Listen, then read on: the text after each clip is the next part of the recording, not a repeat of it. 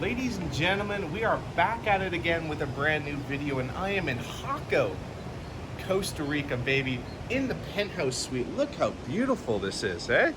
My gosh, we got the oceanfront penthouse suite, beautiful view. Just day trading here, guys. Check out the crib. I want to give you guys a full tour of the place that I'm staying at. But man, look at this person. This person on the beach right now is on something. She's on some crack cocaine. She's out there dancing. She's out there vibing. I love it, baby. We got a bunch of surfers out there trying to catch some waves. Oh, there you go, buddy. Shred the gnar. Let's go. Woohoo! Gotta love Costa Rica, baby. God, I love it. So, hey, just want to give you guys a quick little room tour, including in this video. I want to give you guys a little trade review of a little trade I took this week. Let's get into the tour. So here at this place, I am spending about $75 American a night. I got an absolutely fantastic deal. Let me give you guys a little tour. The sun is about to go down over here. Oh, that is beautiful. Jaco is a beautiful place in Costa Rica, about an hour and a half away from the main city. And I'm not gonna lie, this place, there is a lot of prostitution going around, so if you guys like that type of stuff, this is the place you guys want to be. It is a bit expensive overall, Costa Rica, but absolutely beautiful. This is the day trading setup. We're going to get into a trade review as soon as I'm done with this walking tour. We're looking at the charts, doing some work. That is where the work gets done. Let me bring you to the fridge. Now, here they have two kinds of beers. Oh, I drink them all. Yeah, let me just grab one of these. Sorry, guys. That's a little bit embarrassing. But one of the local beers, this is the main one. This is called Imperial. If you go to your local liquor store, you might be able to go to the import section and they might have this. If they do, pick it up. You can see what I'm drinking out here. Let's put that aside. This is one of the other main beers. This is called Pilsen. And then this is kind of a cool one. This one is from Nicaragua. Just a classic lager called Toña. Toña, Nicaragua. Beautiful labeling. Got some palm trees, you got the mountain, you got a little road. Absolutely love it. So that's the fridge. This place is a 3-bedroom suite. Got a long hallway. This takes up one of the main sections of the whole building. 3.5 bedrooms, 3.5 baths. And actually, the only time I actually go into this room is when I am sleeping. So that's my bed. It's kind of fun having a room where you only go into it when you're about to go take a nap or when you go to bed. There's the back end. You got the mountains in the back. That is Jaco, Costa Rica. Now, the main city is just beyond this building, and I'm going to give you guys a little tour of that with some overlay clips. It's absolutely beautiful. The only problem I have with this whole place is it is a bit expensive. If you are on a tight budget, but this place, $75 a night. Actually, one of the main places I was staying at before was called the Cadillac Inn.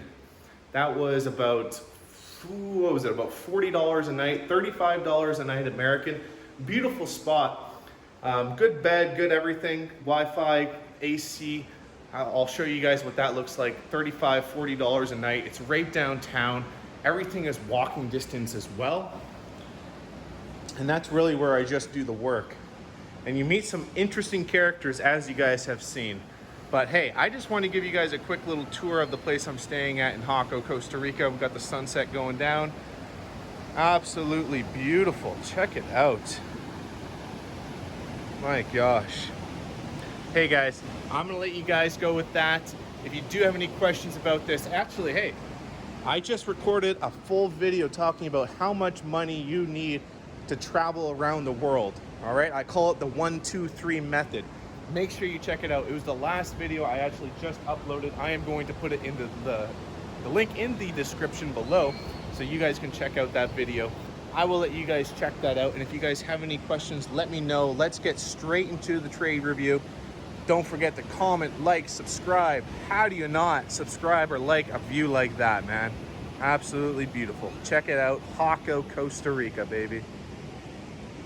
Okay, we are here in the Discord group going to be looking at New Zealand USD. Now, before I get into it, I just wanted to share one more thing about Hako, and I did mention it really quickly, talking about the prostitution and working girls, and my gosh, whew, there is a lot of prostitution in that city. A little story for you guys. If you guys ever go to Costa Rica, strongly recommend checking out Hako. And the place where they all work at is a place called Cocal. It's a casino, but then they also have 3 pools and 2 pool bars and bar areas, and that's exactly where they all hang out.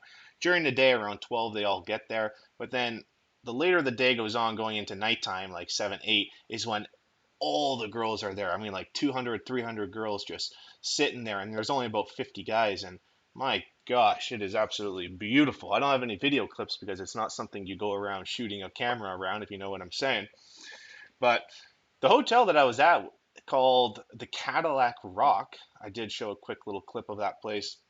I met 2 crazy people there, about 2 older guys, about 65, 67 years old. And these guys probably had 3 girls every single day. I've never seen any people like this in my life before, and I've met a lot of interesting characters. These guys were pulling 3 different working girls every single day, once in the morning, once in the afternoon, then pulling home once at night. Between the 2 of them, over the course of 7 days they were there, they spent a total of $10,000 American. I'm like, my gosh, we're staying at a hotel that's $50, not even $35, $40 a night. And these guys went off and spent $10,000. Now they're spending it all on girls, and they're eating very luxury meals and taking them out. And I mean, these guys had absolutely no filter when it came to them. I mean, they're pulling 3 girls, and then there's this one time there's about like 6 of us chilling out on the balcony. They were trying to negotiate with the girls because their last night they brought back a total of 3 different girls, and they were just smoking, right? Just 2 nice 18, 19-year-old Costa Rican girls, very good looking. And they're like, you know what? You're so damn hot. I want to keep you guys for the night. How much? They're like, we'll do it for 300, baby. And he's like, you know what? I'm gonna pay you 500 because you guys are so damn gorgeous. And we're just shaking our heads, just laughing with these guys because we can't believe, we're not surprised that these guys say this because these guys had no filter on their mouth. There'd be some times where they have 2 girls each over, and they're like, man, it just reeks like tuna in here. Like that girl from last night, her cooch just reeked like raw fish, and it just reeks in my room today. And the other guy's like, yeah, man, I haven't even washed my dick in 3 days. And the girls are just, the eyes are bulging out of their head, like, what the hell are these guys doing? My gosh, it was, I couldn't even tell you guys. It was, I'm speechless about these guys that I met. And I do have a little picture of them. I think I'll flash it up. Just 2 crazy 65-year-olds just living out their life, living the dream. I will never forget them, Marty and Dennis. But hey, great place. Strongly recommend you guys go to Hako, Costa Rica. So let's get into this trade review. We're going to be looking at New Zealand USD. Now, I started by looking at the 4-hour time frame as my highest time frame. Now, if you guys do want more information on this supply and demand methodology, I have a complete tips playlist for you guys on my YouTube, which is right here. If I go to my YouTube, I go to playlist, it's right there, tips. What is supply and demand? Or yeah, what is supply and demand? There's like 20 different videos. They're all blue videos talking about the in-depth of the methodology, what is, how to trade it, the concept of multiple time frame analysis. Let's just have a quick look at it. What's the tips playlist look like? You know, how to identify zones, how to trade correlations, questions and answered, back testing videos, level on top of level, how to identify fresh zones, top-down analysis, all that good stuff. Very good tips playlist, strongly recommend it. And if you guys want more information on that, I strongly recommend checking out the free little master course that I do have for everybody, talking about the whole in-depth methodology, completely free. You can check that out. Links below, moneyballtrading.com. And if you guys do want to reach out to me on social media, Moneyball Austin. All right, just Moneyball Austin. You can check out the social media down below. But let's get into it. New Zealand USD. So I was using the 4-hour as my biggest time frame on this one. So I had price going back down to this area of demand. I saw because, hey, there was a very good leg out right here. A lot of buyers were stepping in previously from back down in here. Price came back once, just missed it and took off. And I like this area because price just missed it once. It is completely fresh. It is in a downtrend. So price is in a downtrend going into this little rally-based rally demand zone. So that was telling me like, hey, I'm going to be trading counter trend here. So I would definitely want to be looking for confirmation, meaning waiting for price to turn inside out on a smaller time frame. We'll get over that onto the left chart in a minute. But I also noticed, hey, it's in a downtrend, but it looks to me like, hey, there was a big impulse move, correction here, and then another impulse move. And now I was projecting, hey, there might be a correction now based on the previous price action. And there is no demand till way down in here. And honestly, it's not very good demand. So if it's going to turn, it's going to potentially turn in this general area that I have boxed out. So with price down in that area, that's when I was like, okay, I'm looking for a correction play. Just a quick little trade. So I went down to my lower time frame waiting for evidence of buyers starting to step in. So I went to the New Zealand USD 15-minute time frame. I started drawing my downward momentum lines, and what I wanted to see is the momentum line being broken and supply being removed. That's an indication that, hey, price is starting to turn from inside out. We got exactly that. We started to see this little supply zone getting removed here, and we started to see this downward momentum line structure being broken. The original move started from down in here at this drop base rally demand zone. Notice a lot of big buyers are coming in down in here. So that was like telling me, hey, a lot of buyers came in here. I understand I'm looking for a correction move. I am sitting inside a demand zone I previously identified. This is an area where I want to be looking for buying opportunities. So that's exactly what I did. Price came into the pullback of the 15-minute zone. I took the long. My first take profit was up in here.